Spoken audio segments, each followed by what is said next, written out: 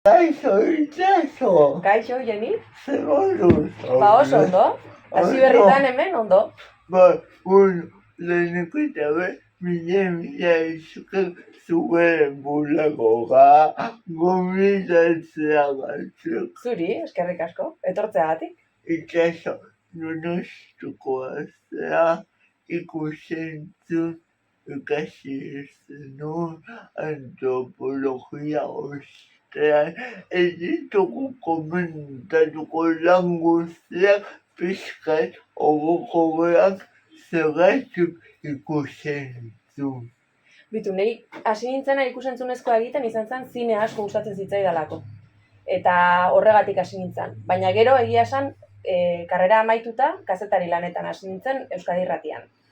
Eta gau ez tokatzen zitzaidan lan egitea askotan, eta orduan erabaki nuen, beste astean zehar egoten nintzen, egunez eta denbora librea neukan, lo egiteko ere ez nemielako oso ondo, egunez, eta orduan hasi nintzen antropologia ikasten.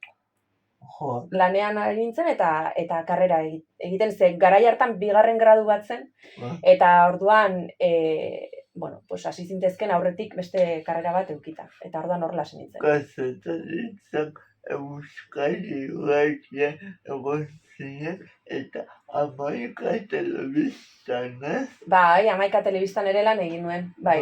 Eta horre batez ere politika saio bat aurkezten nuen, eta gero ETBn ere aritu izan naiz, baina, bai, produktoretan, eta bai, kazetaritzan aritu naiz. Bai. Antropologia, naiz eta zer gehiago ikasi, zergatik aukeratu zenuen. Bitu, aukeratu nuen, kazetari lanean sentitzen nuelako gai asko lantzen genituela, baina beti zirela oso gainetik bezala, oso axaletik. Eta niri gustatzen zitzaidan, gai batean gehiago sakondu ahal izatea. Eta orduan, iruditu zitzaidan antropologiak emango zizkidala tresna horiek, hori gaietan gehiago sakondu eta gaiak hobeto aztertzeko. Zer gertatzen da, gero egunerokotasunean kazetaritzan praktikamente ezinezkoa dela hori egitea, ez? Egun batean ari zera ekonomiari buruzko gai bat lantzen, eta hurrengo egunean beste gai bat tokatzen zaizu, ez da pelikuletan bezala, ez?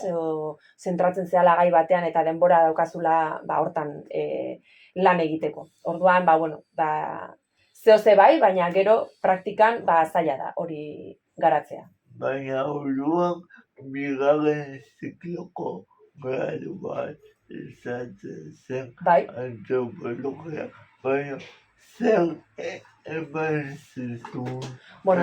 Niri eman zidan dena. Bai, dena. Asko gustatu zitzaidan, hasieratik, sentitzen nintzen oso beteta eta asetuta. Eta gero erabaki nuen masterra egitea, eta, masterra mailerako lana egin nuenean, gaian gehiago sakontzeko aukera eman zidaten, beka bat eskatu nuen, beka eman zidaten, eta orduan tesia egin nuen. Zer masterra zenua? Berdintasuna, ikasketa feministak eta generokoak. Eta gero doktoretesian esan zenu, Mariluz Estela zuzendari, ez? Bai, izan nuen masterra mailerako lanan ere, bera izan zen zuzendaria, eta egia esan berak esan zidan, gaia aukeratu nuenean, edo, gaia neukanean eskuartean, esan zidan, hor da badago ikerketa lan bat, eta berak animatu ninduen, berari eskerregia esan egin nuen, gai horrekiko prozesua gutxienez. Nola eman zenun tesi doktorala, neketsua, aspergarria, poze, libetigarria, nolakoa izan zen? Momentuka, batzutan etxigarria ere bai, beste batzutan oso pozik, baina orokorrean nik oso oroitzapen ona daukat. Gainera, ni tesia egiten hasi nintzenerako, ja baneuzkan 33 urte, eta baneukan alokairu bat ordaintzeko eta dana, eta orduan erabaki nuen tesia egiten nuen bitartean, osea, beka neukan bitartean bakarrik mugatu behar nuela 4 urtetara horietara tesia. Eta orduan pixkat, ibili nintzen pixkat kontrarreloj, baina bai, nire helburua hasieratik izan zen 4 urtetan amaitzea. Eta orduan eduki ditun gora bera handiak, baina egia esan gaiak ere, momentuka gogorra egiten zitzaidan, oso gai personala zelako, eta bar, baina bete ere asko bete nau, beraz, ezin dizut esan. 4 urtetan, momentu ezberdinak pasan dituen. Eta behin tesia gaindituta, nola sentitu zinen gogoratzen zea? Noski gogoratzen naiz egun hortaz perfectamente. Eta, zen abendua, 2015ko abendua. Eta oso ondo sentitu nintzen. Egia esan pozik, egindako lanarekin, eta egia baita ere pixka bat distantzia hartzeko beharrean ere bai, denboraldi batean esan, pixka eta aparkatuta utziko dut, eta gero berriro berrartuko dut. Eta segituan hasi nintzen gainera berriro kazetaritzan lanean, así que, baina, Kazetaritza beti eduki duzu hau presente, Bai, batez ere profesionalki hor izan dudalako, urte gehien horri eskaini dizkidalako. Itxaso eta suposatzen dut klaseak ematen dituzula. Ez, orain ordezko bat egiten ari naiz hemen unibertsitatean, eta momentu honetan senidetasunaren antropologia ematen ari naiz, bai gazteleraz eta bai euskeraz 2. mailakoei. Eta gero antropologiarako sarrera ere bai zatitxo bat 1. mailan. Gero, bat edo bi? Bi. 2. nabilekokoa. Gu piokin gaude. Piokin zaudete. Pio musu bat.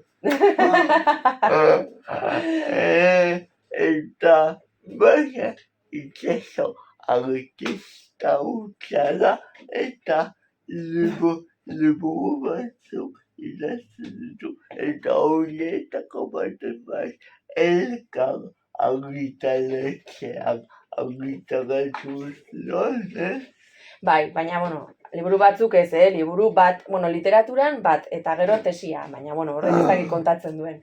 Baina, kaleratu nuen 2012an elkarrekin, ni bera deitzen den novela, eta,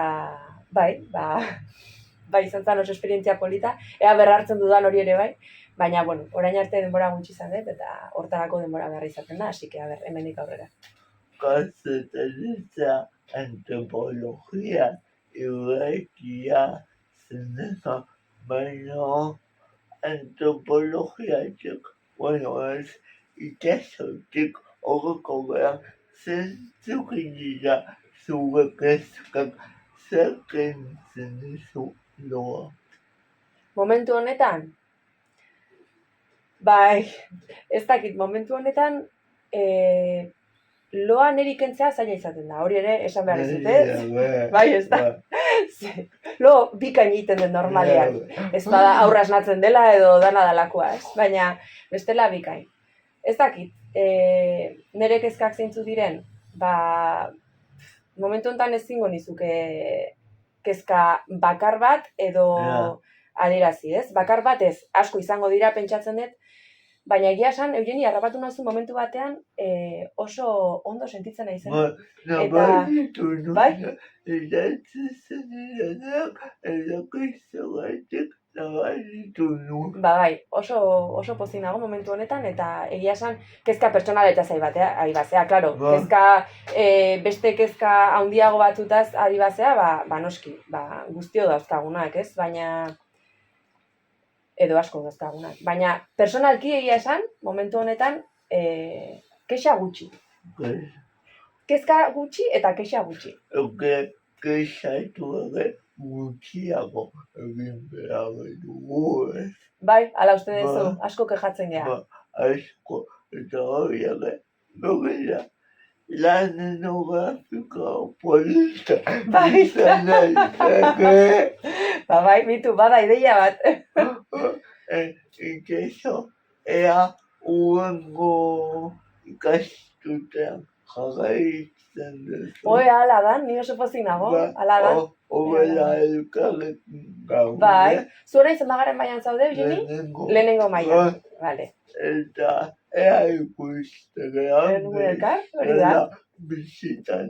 Bai, nahi dezunean badakizu, bulegoko atea jo, eta hementxe nago. Bideleko diego, musu bai. Noski.